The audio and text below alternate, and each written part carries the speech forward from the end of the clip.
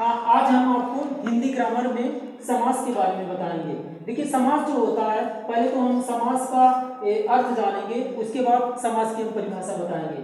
समास का जो अर्थ होता है, ये संक्षिप्त करना होता है, और इसका संक्षिप्त करने का मतलब यही होता है कि जब दो शब्दों को मिला करके जब हम एक शब्द बना देते हैं तो वही संक्षिप्त करना होता है। परिभाषा देखिए यहाँ दिए हैं हम, दो या दो से अधिक शब्दों से मिलकर बने नवीन एवं सार्थक शब्द को ही हम समास कहते हैं। उदाहरण दिए हैं, जैसे राम और योजक चिन्ह बीच में है, उसके बाद सीता, राम सीता।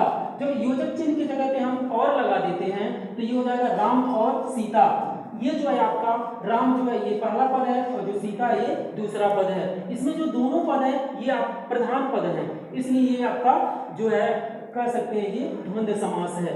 और दूसरा जो है आपका एग्जांपल निर्मल। निर्मल जो है निर्धन मल, निर जो है ये अव्यय शब्द है और ये पहला पद है, और जो मल है ये दूसरा पद है। इसका जो पहला पद है ये अव्यय है, इसको हम अधिकारी शब्द भी कहते हैं क्योंकि इसका कोई अर्थ नहीं निकलता है, और जो मल का है इसका सार्थक अर्थ निकलता है, इसलिए ये आपका अव्ययी भाव समास है। दूसरा तीसरा लिए हैं निबंध। निबंध में क्या है, नि प्लस बंध। नि अव्यय है और बंध आपका सार्थक शब्द है, इसलिए ये भी आपका जो है अव्ययी भाव समास है।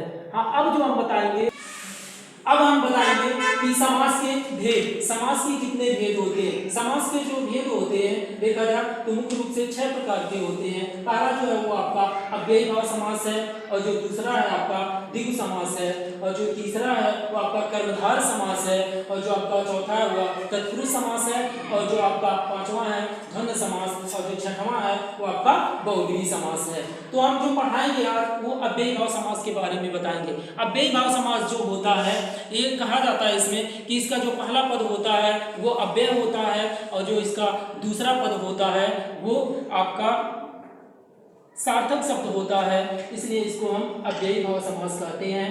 और एग्जाम्पल यहाँ हम दे चुके हैं, फिर भी एक एग्जाम्पल हम दे रहे हैं यहाँ। मान लीजिए हम समास को ही ले लें कि समास, समास।